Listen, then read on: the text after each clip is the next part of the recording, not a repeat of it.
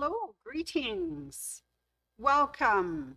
You know, this is Sandy at my sewing room, and I have to tell you, here in Calgary, we're having a heat wave. Ooh, I thought we should get a little tropical today, right? Because it is warm out there, so warm. Hi, Robin. Robin signed in. Excellent. So we're having a little bit of a warm stretch before the next cold snap. So I thought, let's get warm and fun. We can pretend like we might be in Hawaii on a beach, right? Doing a little something, something. Yeah. Oh, and we had a lady last week who actually signed in from Phoenix. So I was thinking, wow, Phoenix must be warm and sunny as well. So that's awesome. Okay, everybody, I see some people signing in. That's absolutely wonderful. And hello to you all. And thank you for joining me for another Wacky Wednesday at my sewing room. I've really enjoyed your comments and your likes and your loves and your sharing on Facebook and YouTube. And thank you. If you're not, hi Ann S, hi Sandy A. If you have not subscribed to my sewing room either on Facebook or YouTube, please do. We have a hoot and there's lots of fun going on, and you got to check us out. And I have to apologize for last week because I've forgotten all my madness of chat to do my special shout outs. So let me take a minute right now to do our little special shout outs. Hi, Ruth. All right. And that's the top of my shout out list. Ruth C, Teresa W, Sandy A, Esther R, Tina B, who stopped in the store today, Lynn S, sorry, warm and beautiful. I hope so in Phoenix, right? Robin S, we said hi to, and D, Ann S is here as well. Carol G usually joins us. Roselle, Loanne F, Lynn S. There, can't forget Mary Z and the Puppers. That sounds like a musical group, I swear. Yes. Jean and Maui Jim, and you know, this is Maui weather. Let's put it that way. Hi to Glenda, Mike, and Peanut. Cynthia H, thanks for tuning in last week. Ann L, I haven't seen her pop up, but I want to thank her. She voted for our store. So the local quilt store contest that we're having, thank you for voting for us. We really appreciate that. Finish my shout outs to Betty L and Debbie W, who, hi, there's Tina.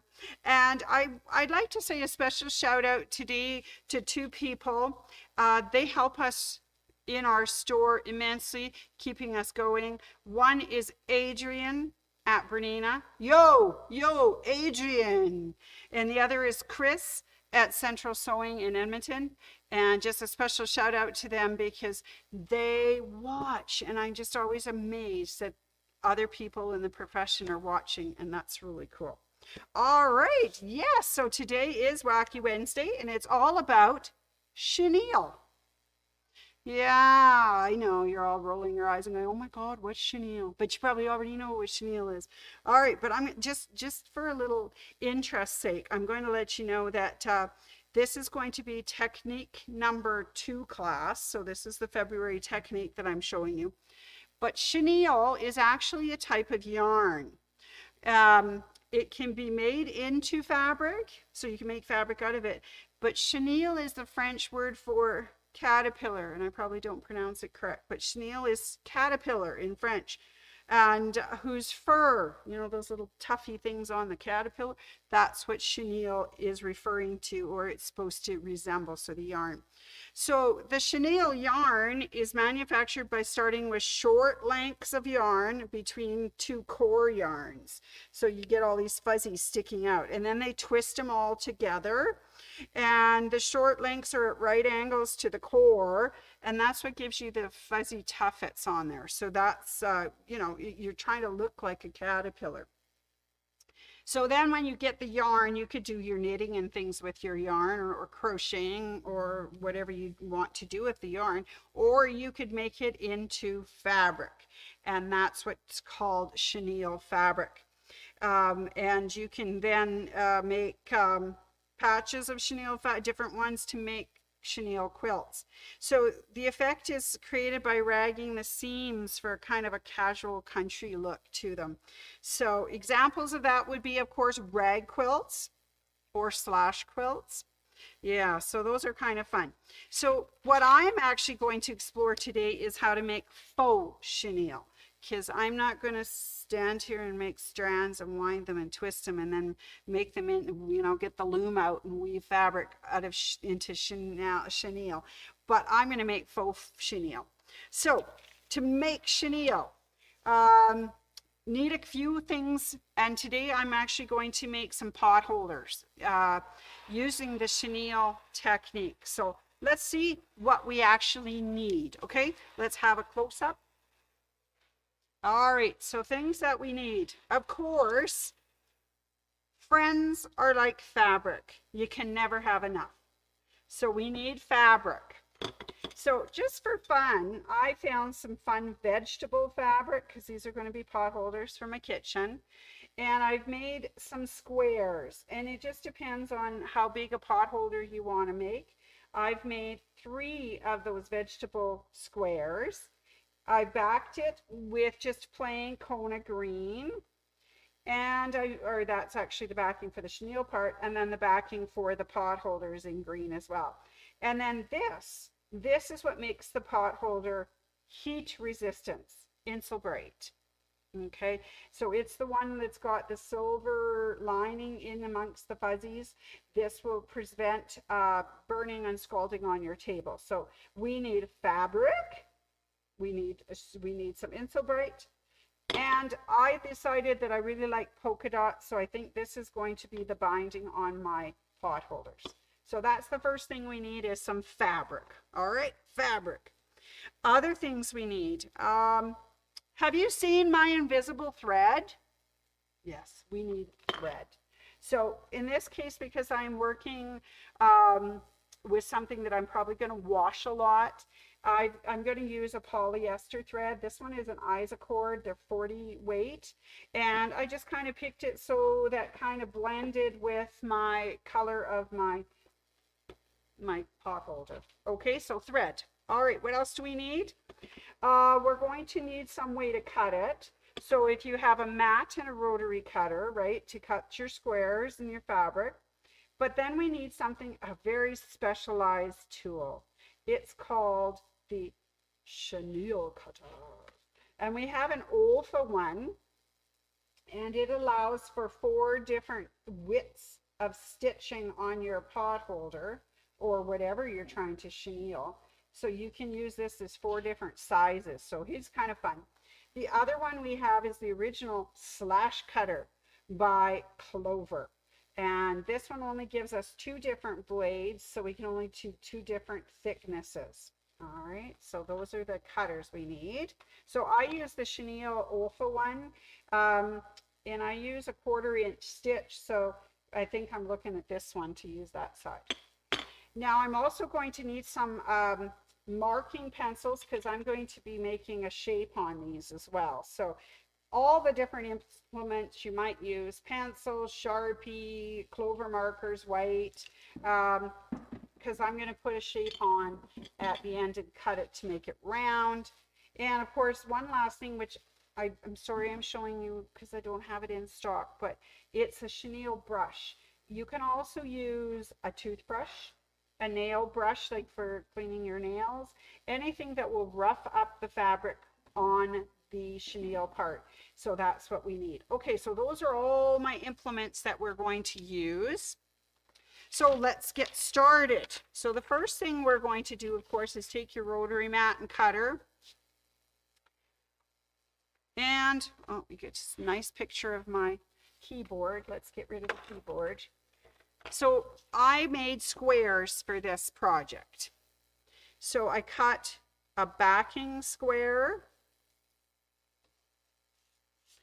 I cut a piece of Insulbrite. So, and I'm going to layer them, backing, Insulbrite, and then the backing of my chenille. So those are the 3 main parts. Then I cut squares all the same size too of all of my fabric. I guess my little fabric's a little smaller than my outside fabric, but that's okay. Because in the end, I'm going to trim it and I'm going to cut it into my shape. So once I've layered these all on, then you go to your sewing machine and you use one of my favorite tools. Okay, I have to tell a joke about this one. How do quilting babies learn to walk? With a walking foot. So I do recommend using a walking foot for this technique because we're going to be going through, if you can see it, 1, 2, 3, 4, 5, 6 layers. So I recommend the walking foot. It keeps it in line. All right. So the first thing we're going to do on the front of this, on the top of this, is to take one of the marking pens, and great, I don't have a ruler. I'm so smart today. Then I take a ruler, which I don't have. I'm sure we have a ruler here somewhere. I just don't see any. Okay, what I do then is take my ruler and I make a straight line. I'm doing these from corner to corner, so this will be a diagonal line. And I only need one diagonal line to start with, because that's going to be my first line. You probably can't see it. But I'm going to then take this to my sewing machine with my 1/4-inch foot, or my walking foot. That would be even better, because if you've got a walking foot with a 1/4-inch marking, that's the way to go. So, and I'm going to make my first stitch down from corner to corner, and that will hold it. I'm not even going to pin it. I'm just going to stitch it. Then I'm going to turn it around and go the other way, and I'm going to do a 1/4-inch right beside that line of stitching that I just did. And then I'm going to turn it and go the other way again, and I'm going to show you what it looks like up close. So I don't know if you can see my lines, but I started with the first diagonal line. I moved over a 1/4-inch and put another one, and then another one. So I went up and down and up and down and up and down until I had managed to do 1/4-inch seams all the way across the whole face of the fabric. So you can see that it's looking kind of lined and lumpy. Isn't that cool? Lined and lumpy. So it's all sewn. You can see the lines. And then I do my fun stuff. So I got to get my chenille cutter. And just a word of warning. I put 3 layers of the fuzzy stuff I want to make fuzzy, and then the green one. When you're cutting the chenille, please do not cut through the green or whatever your base fabric is, because you want this to be, okay, that one might be a little wide. Let's try this one. There we go. And you just smooth that right down between that line. Whoop, just cut it. And then you got this lovely open piece. If you missed anything, go back and grab it again. But I think I got all the way through. So there's one. Now we'll chenille the next one. Don't cut the green, my green base. Cut the food fabrics, and you just, oh, it's so easy. You just skim through there between those lines of stitching, just whoop. And because I picked the end of the chenille cutter that's just the same width as my stitch betweens, and you can have lots of different sizes, it just slides in between those layers and goes. All right, so you'll notice when I look at this, I have cut but not the green fabric. You can still see the green fabric intact at the bottom. Okay, so you just keep chenilling. Take that little rotary blade and just keep, whoop. It's quite fun actually doing all of those. When you've got them all chenilled, it looks like this. And you're starting to see it looks kind of fuzzy already. Yeah. That's the fun part. Okay. So now we've got it all cut. Now you can leave this as being a rectangle, but I'm going to use one of those magical equipments that everybody's got in their cupboard. I'm using a dish. I'm going to flip this over. And whatever you want to use to mark with, I used a white pen, I used a pencil, you can use your marker, whatever marker you want. We're just going to outline this bowl because I'm making a round pot holder. Woohoo! So this is one of those kitchen gadgets you just absolutely have to have, right? All right, let's take those nice Ginger dressmaker shears we've got that we only let anybody use fabric, right? And we just trim. Just go around that circle on that black line. Don't worry about the marker line or anything because you're going to bind this and nobody's going to see that. So we're just going to cut that. All right. Nice big round circle. So my pot holder is started. You could leave it square, just trim it nice and evenly. And I will do that with one of my other ones, but I forgot my ruler, so we're not going to do that right now. Okay, there it is. There's my round pot holder. Now this part, you can use that little brush I was talking about, either your toothbrush, your little nail brush. This is a chenille brush, and we just brush it. You can also wash these, and this will make it rag up nicely. Okay, so there's our chenille pot holder. And now, being round, I would going to make, and this is going to be my next technique class, is making some bias binding for the round one and regular binding for the square one. And that will be our next technique class in March. But for right now, this is what our little pot holder looks like finished. Let's do a close-up here. There he is. He's bound. He's fuzzy. He's lovely. You can wash him up, and that'll help make the chenille fuzzy as well. So it's really easy. Just have to remember not to cut your back layer when you make your pot holder. But it is really fun technique, and you can do so many things with them. Like what, you ask? Like what? Okay, a couple of years ago, we got some really cute panels in. And they were Dr. Seuss. And if you look at him, I'll take him down so we can see up close. He is chenilled. And what we did was this one we did on the diagonal again. We stitched it all on the diagonal. And what we used was panels. And this was the Dr. Seuss panel. And I think we used 2 panels, might even be 3. We used a black backing of white, and we just did what I did. We stitched every line from diagonal corner to corner all the way across, and then we chenilled it. It really turned out cute. Let's have a good look. So you can take panels, and you can see how the actual design stays. It doesn't get as mushed up as my fabric for my vegetables did.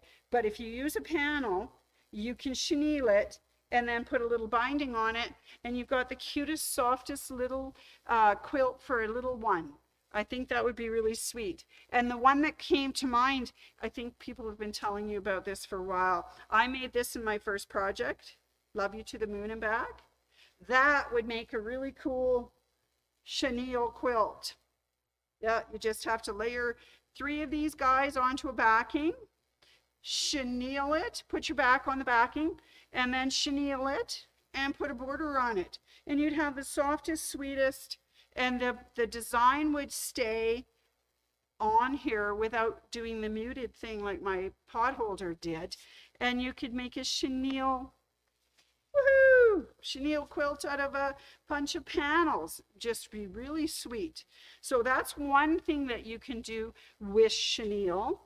Of course, pot holders are a fun one that I'm doing with you right now, but we also have other ones. So my pot holder was an idea that we received from Terry Atkins, and she did Groovy Girls. A few years ago, Anne ran a class for us called Groovy Girls. We Groovy Girls learned a lot of things. Chenilling was one of them. And this book, which is called Simple, Fun, and Quickly Done, 18 easy to sew table runners, bags, pillows, and more. And we did chenille, and it was fun. The one chenille that's in this book too that's really cute is this one. It's called the Snack Shack Hot Pads. It looks like a little bowler trailer. Now this one, when she did it, She actually appliqued the design onto it first, like laid it all out, sewed it, and then chenilled it. So that's how you get the extra little pieces on here, is that she laid the fabric, layered it on top, and then chenilled it. And that came from a book called Terry Atkins, Simple, Fun, and Quickly Done. And these were some of the most fun projects we ever did in class and had us just going. I just love some of these rosette pillows, just really cute table runners, Christmas ones. Look at those cupcakes, yum. And there we just, so much fun. Little bags to put Christmas things in. We did a scallop table runner. We just had the blast in that class. Anyways, but the little pot holders were from this class. There's one she made with bacon and eggs. Let's see if I can see a better picture of it. She made some little pot mats that are half. There it is, bacon and eggs hot pad. So what she did is she layered the fabric to make it look like the eggs and the bacon. And then of course we sewed it, all the lines, and then chenilled it, and is that ever cute. And you can make any shape you like. You can add the applique to it, chenille it, and it really turns out fun. Okay, so we made hot pot mats, but you can also make, these are big placemats. Look at these. Now this is slightly different. They're chenilled, but then they're appliqued afterwards. So this is fun. So this is a cat that's chenilled, and then they appliqued and sewed the whiskers and the face on. So he's really fuzzy and sweet. So there's that one. There's also a cute little duck. And of course you can make it seasonal. There's the pumpkin. So those ones are all from a really cute pattern called BarnYard Petz. And you can make it any shape you want, any color you want. Just make it so it looks like the chicken or the duck or the little sheep or the pig. You can make it seasonal, which is really fun. So those are all chenilled. That is fun, fun, fun. So of course, the original chenilling that we did was our rag quilts, and we have some cotton and some flannel ones that Dawn have made kits for us, and they make the nicest, softest little blankets as well.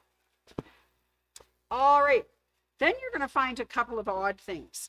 So we can make our own chenille, but there's also a place called Fabric Cafe, which makes little chenille already. All you got to do is ruffle it and away you go, and you sew this in for little bits of projects. So you can make these as well. It doesn't have to be a full project. You can make little bits of chenille and use them in another project, which I think would be really, really sweet.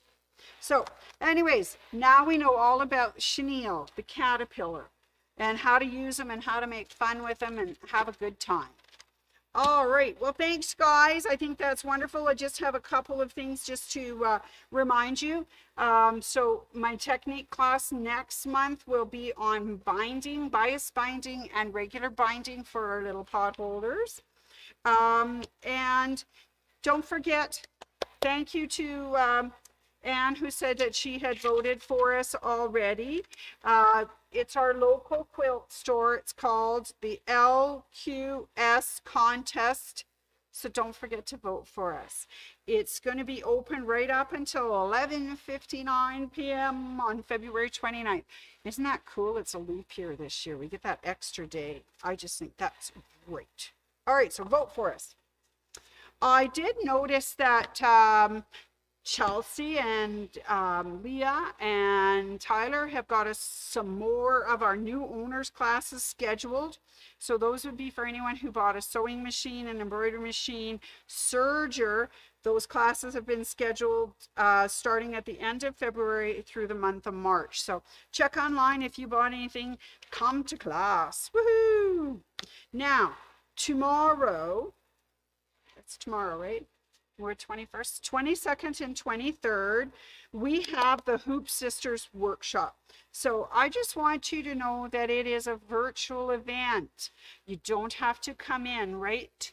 You can sign up online, register online. We send you a link. If you don't get your link, let me know. I can get you your link. And then you have February 22nd and 23rd, which is Thursday and Friday, to play along with the Hoop Sisters. And they're going to do a trunk show. They're going to demonstrate some of their ideas and projects and how to do them. So it's free of charge. Register online at mysewingroom.ca. Okay, two other things which I think might be of interest to us is to get our projects finished.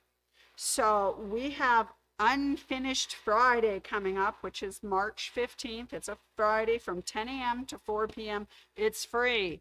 We've got 16 tables. You just have to register with us so we know we don't oversell the tables. Oversell, it's free. We don't overbook the tables. So yeah, and then you can come in and visit with us, do your project, have some lunch, have a good time in a nice spacious place where you can do it quietly. And then, if that's not enough, on the Saturday, March 16th, we have Supervised Saturday. So there actually will be a teacher in the classroom to help you with your UFOs. And it's $50 for the day. Goes from 10 a.m. to 4 p.m. as well.